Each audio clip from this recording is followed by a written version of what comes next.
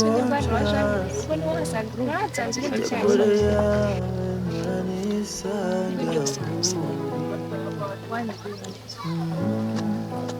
jambu sumutima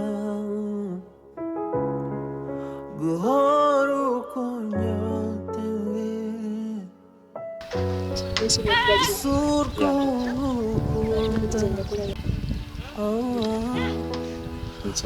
urushure mere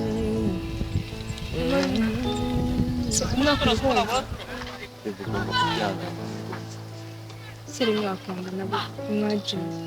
oya nubwo nanjye ni mvugo wa Benedict gusa ngeze ko nawe ugiye kwiga kandi gasoza kwansanga sibyo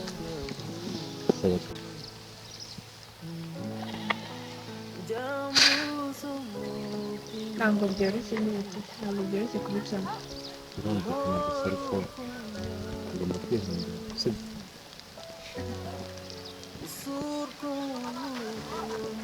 se nihanganye nakora iki